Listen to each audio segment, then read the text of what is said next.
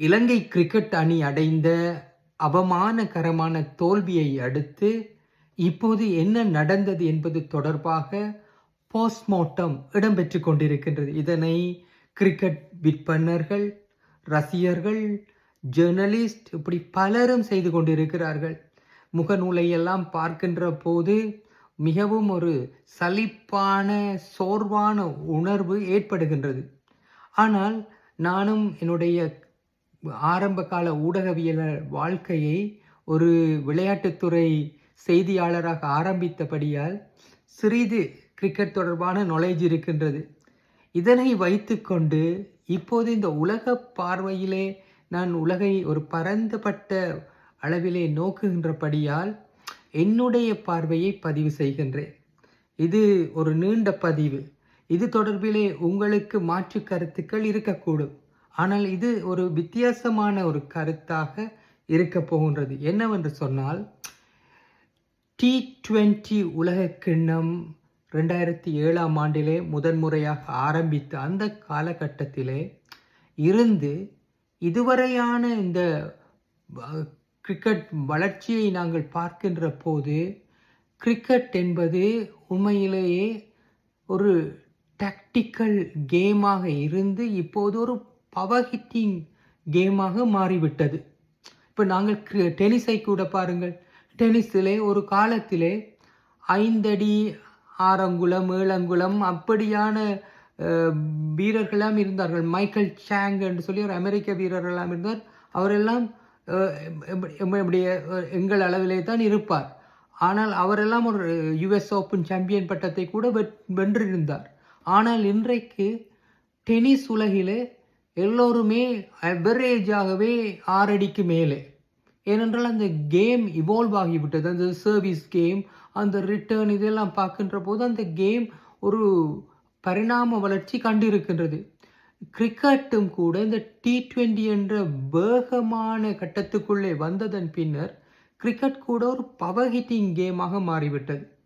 கூடுதலாக இப்போது இந்த நாங்கள் பார்க்கின்றோம் அமெரிக்கன் பேஸ்பால் டீம்ஸை பார்க்கின்ற போது அதில் இருக்கின்ற இந்த ஸ்ட்ரென்த்தான ஆக்கள் மாதிரியாக கிரிக்கெட் கூட வந்து இப்போது அந்த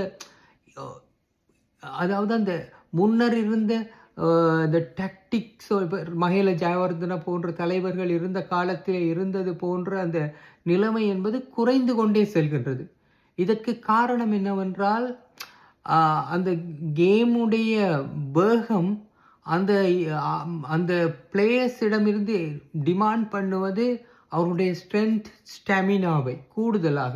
ஏனென்றால் இந்த T20 போட்டிகளை பொறுத்தவரையிலே ஓரிரு ஓவர்களிலேயே போட்டியின் போக்கை மாற்றி அமைத்து விட முடியும். அப்படி மாற்றி அமைப்பதென்று சொன்னால் குறிப்பாக பேட்டிங்கை பொறுத்தவரையிலே பவர் ஹிட்டிங் தேவை. அந்த பவர் ஹிட்டிங்குக்கு நல்ல ஸ்ட்ரென்த், ஸ்டாமினா உள்ளவர்கள் தான் தேவை.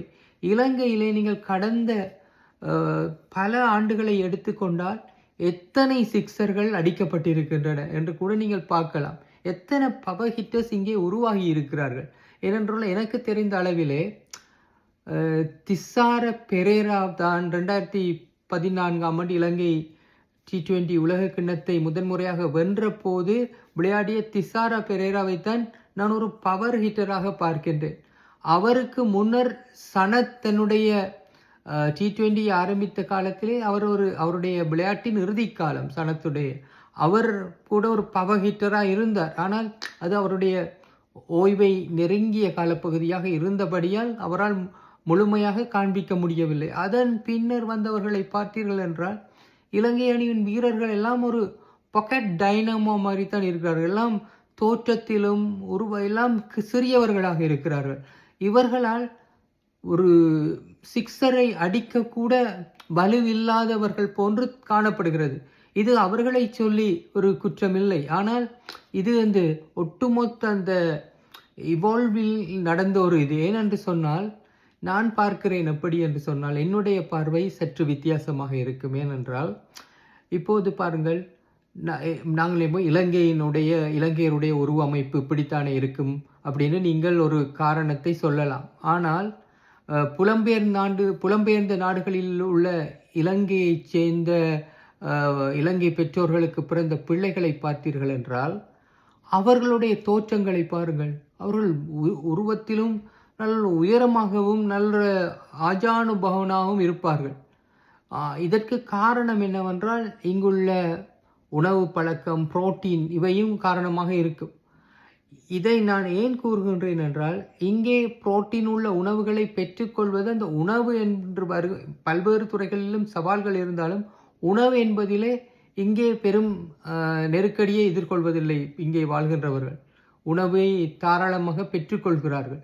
அதிலே புரோட்டீன் இறைச்சி வகை உணவை அதிகமாக உட்கொள்கின்ற சந்தர்ப்பம் கிடைக்கின்றது இங்கே. அதனால்தான் நீங்கள் அவரேஜாக பார்த்தீர்கள் என்றால் இங்கு உள்ள புலம்பெயர்ந்த நாடுகளில் உள்ளவர்களுடைய பிள்ளைகள் எல்லாம் பெரிதாகத்தான் இருப்பார்கள்.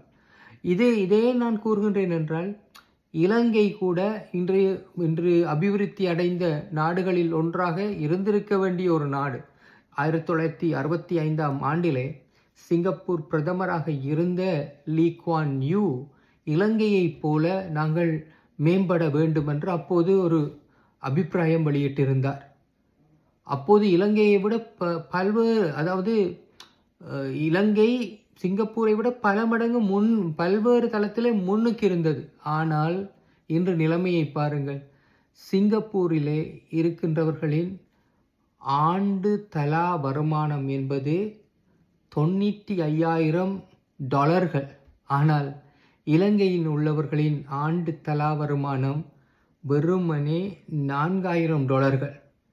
இந்த நிலையை பார்த்தீர்கள் என்றால் இது எதை காண்பிக்கின்றது என்றால், இதனை வைத்துக்கொண்டு ஒரு சரியான ஒரு உணவை, சத்தான உணவை கூட இங்கே இலங்கையில் இருக்கின்றவர்களுக்கு புரோட்டீன் சாப்பிடுங்கள் என்று கூற முடியுமா? ஏனென்றால் சாப்பிடுவதற்கே அவர்கள் உண்மையிலேயே மிகவும் பல்வேறு போராட்டங்களை எதிர்நோக்குகின்ற நிலையிலே நீங்கள் புரோட்டீன் உள்ள உணவை சாப்பிடுங்கள், சத்துள்ள உணவை சாப்பிடுங்கள், இறைச்சி வகைகளை சாப்பிடுங்கள் என்று நாங்கள் கூற முடியாது. இதில் ஏன் அப்படி என்று சொன்னால், அதுதான் பலருடைய அவரேஜ் பொருளாதார நிலைமை. இப்படி இருக்கின்ற போது முன்னரெல்லாம் வெளி மாவட்டத்திலிருந்து வருகின்ற வீரர்கள் கூட நன்கு விளையாடுவார்கள். அவர்களால் ஏனென்றால் அவர்களுக்கு அந்த துடிப்பு இருக்கும், அந்த நுணுக்கங்களை எல்லாம் பிடித்து கொள்வார்கள். ஆனால் இன்று வெளியிலே இருந்து வந்தாலும் கூட அவர்களிடம் அந்த ஸ்ட்ரென்த், ஸ்டாமினா என்பது இல்லை, பவர் ஹிட்டிங் அபிலிட்டி என்பது இல்லை. இதன் காரணமாக உண்மையிலே T20 போன்ற இந்த பவர் ஹிட்டிங் அபிலிட்டி தேவையான, அடித்து ஆடுகின்ற அந்த அபிலிட்டி தேவையான போட்டிகளிலே அவர்களால் பெரிதாக பங்களிக்க முடியாது.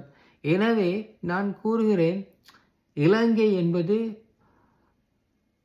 இங்கே நடைபெற்ற அந்த இனப்பிரச்சனையின் விளைவை ஒரு வகையிலே கிரிக்கெட்டிலே அனுபவித்துக் கொண்டிருக்கின்றது. ஏனென்றால் இலங்கையில் இனப்பிரச்சனை என்பது நடைபெற்றிருக்காவிட்டால் இலங்கை பல்வேறு வழிகளிலும் முன்னேறியிருக்கும். சிங்கப்பூரை விட இன்னும் பல மடங்கு முன்னணியிலே திகழ்ந்திருக்கும்.